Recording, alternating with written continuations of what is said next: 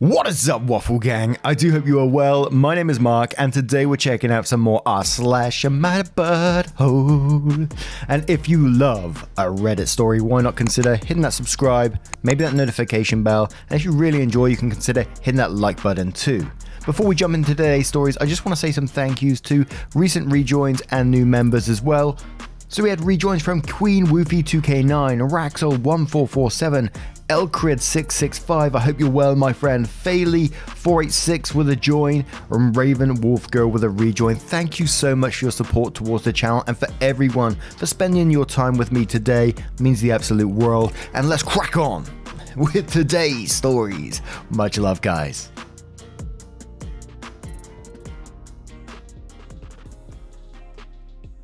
And this first story does follow with a little update as well from Los Papaya 9278 titled, "Am I the arsehole for not accepting my sister's relationship with my ex despite her having cancer as a teenager? My 25 female father married my stepsister's 23 mother when I was 4 and she was 3. We lived together most of our lives and are a family. She and I were extremely close. She developed cancer when she was 14 and was sick for about 2 years. She's since made a full recovery. During that time, my parents became understandably overprotective. They also asked a lot of me. I quit my extracurriculars so I could get a job. The money went towards her medical bills, and so I could drive her to appointments. I didn't go to any dances, and any fun activities I did needed to include her. I did almost all of this willingly, the exception being having to quit my high school volleyball team. I did throw a bit of a tantrum about that, but was swiftly punished. And I think having one emotional breakdown was pretty chill given the circumstances. Anyhow, I go to college and meet my ex, we'll call him Ben, when I'm a junior. We fall in love, blah blah blah.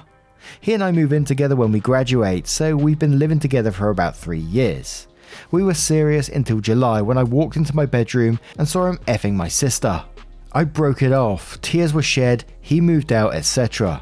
My sister apologized at first but then backed off. I thought she was giving me space, but last week she called and asked if we could meet up. She told me that she and Ben were in love and were just telling me as a courtesy before they started posting photos online. Distraught, I left her in the restaurant by herself and did not pay my portion of the bill. She later Venmo'd me asking for the money. She told my parents, who then called me to their house, telling me how disappointed in me they are for not supporting my sister's relationship with Ben. They brought up the fact that because she had cancer as a teenager, she never learned proper social etiquette and has a hard time meeting people. I don't buy this, in part because I've seen her socialize just fine, and since we spent a good chunk of the time she was sick together, that would also mean that I should have bad social skills as well. By that logic. They then told me that if I don't accept my sister and Ben's relationship, they may have to go no contact with me. I reminded them that I'm also their daughter and they should understand my point of view, but they are adamant that this is about me being jealous of her. For the record, I'm not jealous of her. I'm not upset that Ben picked her over me. I'm sad about the end of the relationship and do feel betrayed, but Lord knows that I don't want to be with a cheater. What I'm upset about is the fact that my sister chose Ben over me. That she slept with Ben knowing he and I were in a long-term, committed relationship and continues to be with him knowing how much it hurts me. Now no one in my immediate family is talking to me and I'm getting messages from aunts and uncles and cousins telling me that I'm an arsehole and a selfish bitch. And there is an edit before the update, which we'll cover the edit first, that says, "Thank you everyone so much for your comments. This has gotten more attention than I expected and I'm having trouble keeping up. So if I don't say thank you, then thank you. I've been given a lot of food for thought. To be honest, while I've had moments where I've been resentful or upset about my teenage years, I've always thought that I did the right thing for my sister and for my family. And that time wasn't all miserable. I was very close to my sister and we made things fun as we could, but I didn't think of it as an abdication of my parents' responsibilities or that they were doing wrong by me, which many of you pointed out. I definitely have a lot to think about. Thank you again for making me feel less crazy about all of this." And there was no way you was going to be the arsehole. I know it's very easy for me to say when OP's the one that's lived through it, but there's no way you're going to be the arsehole in this situation. You know, as we always say, mental health, illness, family is never an excuse to be an arsehole. So yeah, she's definitely going to be an arsehole in this situation, but also I think the parents for enabling this and, you know, turning against you and all the rest of the family. They're even bigger assholes in this situation to me. Even before all this happened and through your childhood, they were making you do things for your sister rather than letting you live your own childhood at the same time and normalizing things for you. It sounded like you was treated in a very different way, and I'm incredibly sorry for that. But we're going to cover some comments, then we'll move to the update to see what it says. With Talia saying, "Not the arsehole, your parents are enablers. Cancer as a teen did not shrink wrap her and isolate her from the entirety of human mores and values forever and ever, amen." From what you describe, it sounds disturbingly like you have been deemed the cannon fodder of the family. Take some time for yourself, put them on the back burner. Dr. Bitchcraft says, "Not the arsehole, I had cancer as a teenager. I've managed to not have sex with either of my siblings' partners, weirdly enough." Frightmare says, "Not the arsehole, having cancer as a teenager is not a valid excuse to be a shitty person for the rest of your life." Ratara says, "Not the arsehole, oh heck no. Your sister is using an illness she had a decade ago as an excuse to sleep with your boyfriend and thought that'd be okay. It's not. The fact your parents are going along with this smacks of having a golden child. I'm sorry to say that sometimes the trash takes itself out. Your sister is awful. Your parents are and were awful. It was not your job to quit every activity to pay your sister's medical bills and drive her around. It's good that you know this now and can get some therapy and move on with your life. You deserve better people in your corner, and they are out there waiting for you." PatFan1 says, "Not the arsehole, her lack of social etiquette is due to their lack of parenting, not cancer. You are better off without these people. ETA, her asking you to a restaurant to deliver bad news then requested money for it is ridiculous. She sucks." Stiep says, "Not the arsehole at all. She wanted you to Venmo her money. Damn, you already Venmoed her boyfriend to her. She's a sad, greedy, jealous individual who uses her illness to excuse her bad behavior. If you take her cancer out of the equation, then it's likely no one in the family would talk to her. Having cancer does not give her a get out of jail free card. It's not an excuse for betraying you. She is a mahusive arsehole." And one more comment before the update from Primary Criticism 929, who says, "So getting cancer means you can be an arsehole. Learn something new every day. Not the arsehole, obviously. Your sister is an arsehole, but your parents are even bigger arseholes for thinking you just need to get over it and accept things. You may not see it that way, but she did you a favor because now you're not with a cheater, and you know that your sister and your parents are toxic and selfish and that you shouldn't be having a relationship with those people. They've screwed you over your entire life. You sacrificed most of your childhood for that girl, and that's the thanks you get. They're not worth your time or your awesomeness. Just fuck them." Now, let's move on to the update to see what that says. Update. Sometimes you can only laugh. Just got off the phone with my cousin who saw this post and said he could explain a few things. I asked him why he was on Reddit instead of school. He asked me why I was on Reddit instead of work. I said touché. He told me that after my conversation with my mum, she went to his house and talked to my aunt, and here's the deal. Turns out my sister is not only in a relationship with Ben, but 4 months pregnant, which means she and Ben were effing for longer than I had even guessed. Apparently my parents are so adamant that I forgive her because I'm already ruining their experience of their first grandchild. That's right, I'm less important than my stepmom posting ultrasounds to Facebook. This is where we're at. Anyhow, I called out of work sick for the rest of the day, and I'm going to drink a lot of alcohol, like a lot of alcohol, and then start thinking about what the F I'm going to do. Not a positive update. And to me in this one, I really hope that OP just, cuts these people out of their life. And I know it's so easy to say, but I really hope that they do because they deserve so much better than that. What's your thoughts on this story? Let us know in the comments below, and we'll move on to the next one. And our next story is from FunMB, who's titled, "Am I the arsehole for telling the girl she is responsible for her failures?" My 22 female roommate's friend, 22 female, is always complaining about how unfair life is and how hard it is to find internships. She always whines about nepotism and connections and blames everyone else for her shortcomings. She's also jealous of me because I've made smart choices all throughout college and recently secured a well-paying position at a consulting company for after we graduate. She started moaning about how she can't get a job because she's unconnected. I outlined to her exactly how I got my position. I competed for entrance into the best pre-professional organizations based around consulting as a freshman. And since then, I've been networking and gaining internships and experience to secure a high-paying position. She could have done the same, but she chose not to. It has nothing to do with unfairness and connections. She just didn't hustle throughout college, didn't network, and didn't make smart choices like I did. The problem is that she failed personally, not that life isn't fair, and frankly, even if it was, she should stop crying about it and get to work. She hates me even more now. And we're going to start straight away with AITA saying you're the arsehole mainly because you sound self-righteous and completely oblivious of others and their circumstances. She's right, life is actually unfair. Her main complaint was about connections, and you specifically said that you networked your way to internships. So it sounds like your opportunities were based on connections.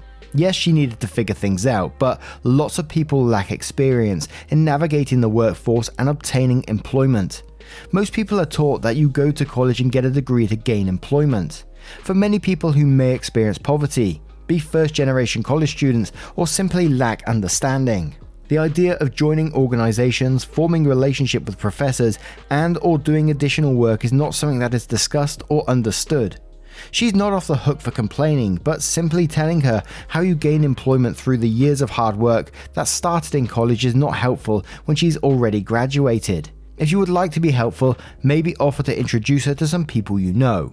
Otherwise, let me complain in peace. Orbital Pete says everyone sucks here. Yes, she certainly could have done more, but you are also demonstrating textbook survivorship bias. The idea that everything fell in your lap simply because you worked hard ignores the very real luck factor.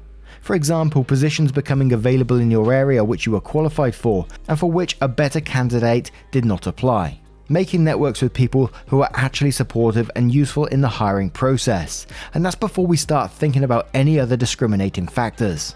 The idea that anyone can succeed if they put in enough effort is toxic bullshit. Sometimes the stars align and people sail through things with great success. But if they then see that success as a product purely off their brilliance, that leads to a really problematic thinking. I work in academia, an environment where 100 plus PhD qualified people from around the world might apply for each job. Every one of them is a world expert in their subject. Tell me the people who didn't get in it aren't hustling hard enough.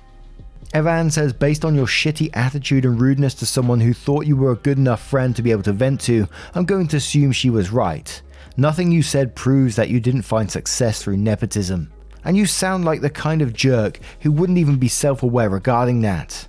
You're the arsehole. Science, Art and Puppy says, lol, you need to open your eyes and realize that you are a product of your environment. You didn't do those things all by yourself. Yes, life is unfair, and I don't think complaining too much gets you anywhere, but your roommate also has a point. To a certain extent, you probably got lucky along with the hard work.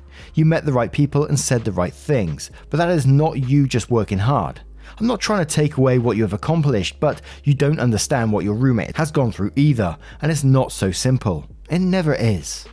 And one more from Verminous Bo who says, everyone sucks here. You bragged about your smart choices twice. You sound irritating, but it's annoying to hear someone constantly complain. Now, what do you guys make of this one? What would you do if you found yourself in that situation? Do you have any advice for the OP in this one that may help them out in the future? Let us know your thoughts in the comments below, and we'll move on to the next story. And our next story comes from a throwaway account titled, Am I the arsehole for telling my husband's friends he isn't welcome to our house till he starts calling my son by his real name? My female 27, husband, male 29, has a friend, male 30 from college who he calls brother. They are inseparable. They hang out together a lot and are very close. His friend tends to act rudely sometimes. He's stubborn and thinks he has some sense of humor. I tolerate his behavior since it's not that weird, but things got worse when I got pregnant. He started calling my unborn son Thomas, even though we told him I picked my grandfather's name for my son. He kept doing it even after my son was born.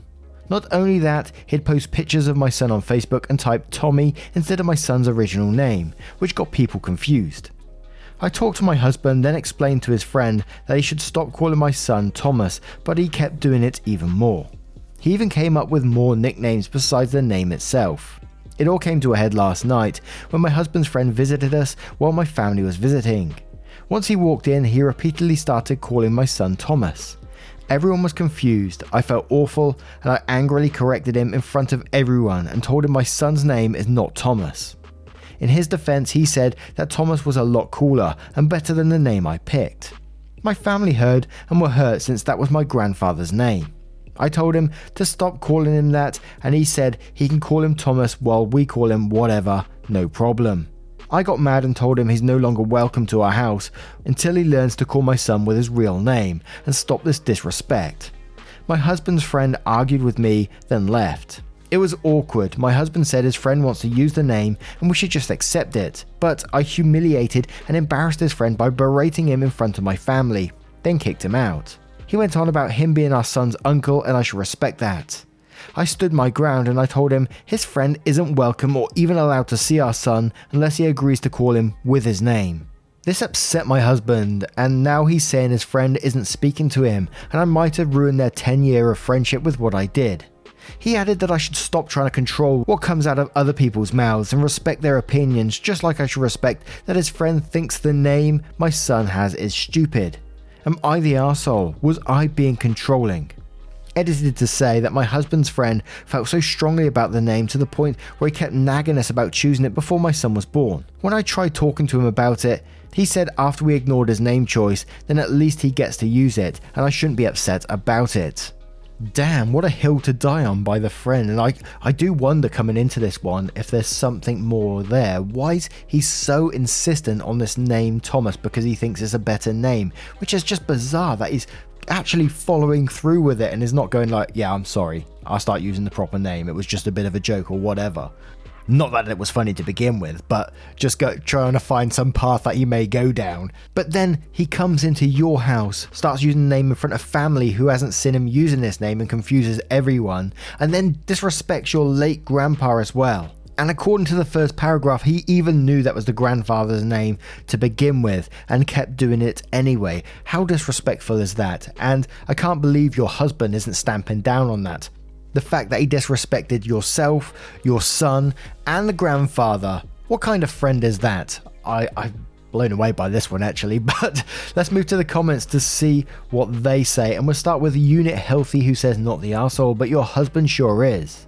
Why does he allow this guy to trample all over your very reasonable wishes and your child's name? Why do I suspect your husband wanted to use the name Thomas too? Little Foxicorn says, time to correct your husband. The friend ruined the friendship with his blatant disrespect for you and your son in front of your family. And respect for the wife and mother should definitely go before respect for the uncle. If he starts showing it to you, you will extend the same courtesy, but not before. Also tell your husband he needs to respect you. Why did he not stand up for you and your son? Lizzie says, not the arsehole. This is a really odd thing for the friend to be doing and really disrespectful. Does he realise this isn't his baby? The Debarras Boob says, not the arsehole. My husband is now saying I might have ruined their 10 years of friendship with what I did. Then says, what about the friend? He did nothing wrong in your husband's eyes by repeatedly ignoring your wishes, being rude to you in front of your family and calling your son's name stupid. Your husband is clearly the arsehole here. Bianca says, as Reddit loves to say, you don't have a friend problem, you have a husband problem. To recap, your husband allows this guy to do whatever he wants. He disregards your loud and clear expressed wish to stop with his ridiculous behaviour, but he doesn't, and your husband is still fine with him, but mad at you. Not the arsehole. Now, I'm going to turn this one to you guys. What do you guys think of this one? How can they deal with this relationship? Just cut the friend out, or what do you think? Let us know your thoughts and we'll move on to the next story. And our next story comes from Gold Pudding 7736, titled, Am I the Arsehole for Threatening a Lawsuit Against My Daughter-in-Law? Hi, I'm a grandma and I own a pretty good business in accounting. I'm not filthy rich, but I surely have a good amount of money and I've set aside a lot of money for my grandson for college, or for a house if he decides not to go to college. Every year for his birthday, for the past 8 years, I have given him around $800 a year for Christmas and his birthday, so he can enjoy himself. It's quite a hefty sum of money, but he is a great child and I believe he deserves the money. He is 15 at the moment. Well, recently he came forward and told me for 5 years that my daughter-in-law has stolen a lot of money from him, and some from my son as well. It turned out that she was spending a lot of money to herself and decided to pretend that my grandson's money would be going towards college funds. It was usually through gift cards, so how it would go towards college in the first place. Not only this, but apparently he was barely even fed and didn't get basic necessities a lot of the time. 6 years ago, she broke up with my son and dated a man whose salary was well enough to make sure my grandson was getting what he needs. They weren't in poverty. I was furious. Not only was the money I gave my grandson to have fun being used by someone who I didn't even like in the first place, but my grandson was being neglected when they could have given him the basic necessities. I recently emailed my daughter-in-law, telling her how much she owes me, and if she doesn't pay it back by the end of the year, I'm getting my lawyers involved. Well, she was furious and started using the fact that her boyfriend is a military sniper, as a way to threaten me into dropping the charges. Double what? I told her I refused to do so and ignored her after that, knowing if she continued to threaten me, all she is doing is incriminating herself.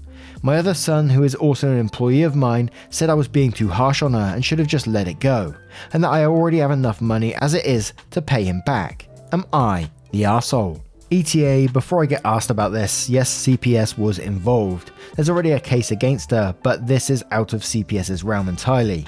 ETA 2, grandson lives with my son already, but official custody arrangements haven't been given out yet. They aren't divorced. Now the big glaring thing that came out to me in this one is when it said my boyfriend is a military sniper. Like, what is he going to be on a building when you walk out your house at some point and snipe you? That's a threat, surely. I'd be reporting that straight away. I mean, it's very likely an empty threat, but I don't want to get sniped. Gee whiz. Amber Felitner says, if she is bragging about him being a military sniper, I can guarantee you that he is in fact not a military sniper. Edit, I'm so sorry, I forgot to tell you that you're 100% not the arsehole. Your intentions are to keep your grandbaby safe. Definitely speak to a lawyer to know what rights you may or may not have. And I would also think about having separate accounts of some sort as well that you can put that money into, and then when your grandson needs the money for whatever he wants to enjoy, then he can come to you and say, look, can I get that money out? And then you can just get it out for him directly there and there, rather than letting someone else have access to it. But Mr. Handman says not the arsehole. I rarely say this, and people tend to jump to it quickly for small things, but I recommend going to the police. The military sniper threat may just be hot air, but it's still a death threat. Pocket or Penny says, just a quick side note, stop sending literally any money or gift cards to your grandson. Instead, just put money in an account for him and let him know. He's old enough to understand and value this. If you do get him a gift, make it a physical gift and not a money and gift card. As for the money that was already taken, it might be difficult to get any of that back without documentation. If you have a lawyer, it's worth a conversation though. See what he or she thinks of it. Apprehensive Sand says not the arsehole. Good on you for standing up for your grandson. But if you seriously suspect neglect, then it's best to take some legal actions about it. If he's a minor, then there might be laws in your area about mandatory report of abuse and such. Also, I lolled at the military sniper comment. Like, what does she expect him to shoot you down? White Jaded Butterfly says not the arsehole. If your grandson is not being fed nor had enough basic necessities, please call CPS on his mother and sue her to relinquish custody. He needs better living environment. Do keep records of your email correspondence and any communication recordings. And one more from Independent Sir who says not the arsehole. Start kicking ass, grandma. You're a badass and love your grandbaby. Just remember to be careful and take care of yourself and grandkid to make sure no one is hurt. And I apologize for laughing when military sniper is mentioned because you really don't know how serious this is and what could happen. But whenever it was mentioned, all I could picture is when in the movies you got big skyscraper buildings with glass fronts and someone sitting across on a rooftop somewhere sniping away, and it's just oh god. And for someone to make that threat just seems absolutely bizarre. The first thing to come to your head, that's what you come up with. Gee whiz. Let me know your thoughts in the comments below and we'll move on to another story. And our next story comes from Am I the Arsehole? Flawed Parent. Am I the arsehole for forcing my daughter to make a list of her flaws because she made one about mine? English is not my first language, so sorry for any mistake. My daughter 17 and I 42 male have been having a lot of problems. She is at a stage where she tries to rebel to any hint of authority and uses the almost adult card to justify herself. For example, there have been times when she leaves the house since the morning and does not tell me where she is going, or says that she is an adult, to refuse when I ask her to clean her room or do certain house chores. Things have been tense at home for a while now. Yesterday, my daughter gave me a list of all the flaws she thinks I have as a person. They are all personal flaws, my gestures, my accent, my physical appearance, etc. I would have appreciated if the list had been about flaws in my parenting or things that I can improve, but they were all attack on my person. I was quite offended and sad when I finished reading it. This is where I think I am the arsehole. I said to her that since she's so good at dissecting someone's personality and appearance, I wanted to do the same with her. I told my daughter that I wanted her to make a list of her flaws, like the one she made about me, and then give it to me so we can both comment about our flaws. I told her that until she gives the list to me, she has no right to use the car. My daughter said that I am an arsehole, a bad parent, and that making that list about herself is going to traumatize her. She says that taking away a car is horrible and that she's going to hate me for eternity if I don't stop the punishment. Am I the arsehole? And we'll start with latter ad who says not the arsehole. She needs to understand how hurtful what she did was, but not gonna lie, she seems very unlikely to get it. Here's the real way to deal with this. Since she's almost an adult, how about she start a part-time job and earn gas money for the car on her own? Don't clean her room, let it rot until she has no choice but to clean it. She sounds like a real brat, and 17 is too old for it to be excusable. Info: are you paying for her college? Is she planning on living with you after high school? Welder says not the arsehole. If she can't take it, she shouldn't dish it out either.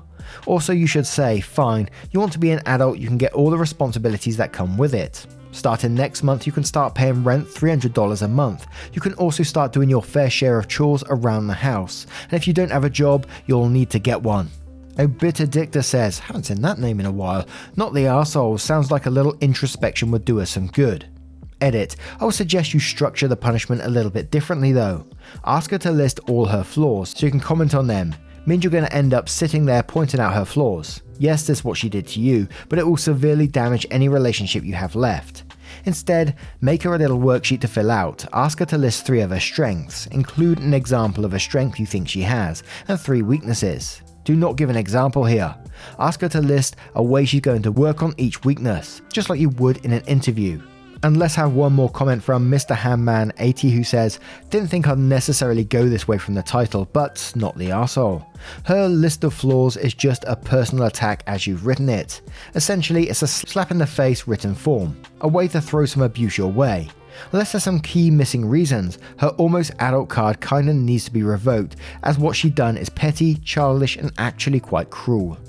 You asking her to make a list of her flaws is way less harsh than you making a list of her flaws, which would be bringing yourself down to her level. Introspection is an important tool for adults when it comes to self-improvement, and sounds like it's something she needs to learn. If she thinks that her being introspective about herself is going to traumatize her, then perhaps that says a lot about her uncovering what she's really like. More importantly, you're there as a safety net, because if she comes out with all these flaws that aren't true and has self-esteem issues, which might explain some of the behavior, then you can correct her on that and figure a way forward together. Maybe tread carefully there. There could be a lot that gets uncovered on this one, and you may well end up learning more about your daughter's real self-image from this than you're prepared for. Now, what do you guys make of this? What do you think about the comments as well, and your thoughts on all of today's stories? As always, I would love to hear them in the comments below if you have a moment of your time to share them. A huge thank you for spending 20 to 30 minutes with me today, getting involved with the channel. It means the absolute world. Thank you so much for doing you, it's absolutely awesome. If you'd like to support the channel further, but never any pressure to do so, you can click that join button down below for YouTube, or click the link tree in the description and join over on Patreon. Really helps the channel out, but as I said once again, never any pressure. Thank you so much, and I'll see you in the next one. Take care, guys. Much love. Boxes are defeating, purpose always fleeting. I pose questions to the ceiling like an answer gonna come. Truth is too revealing, life is easier concealing. All emotions to the start on your heart going dumb. I shouldn't be in drive more, I just wanna feel alive more. I feel hurt all the time, boy, I can't see straight. I've been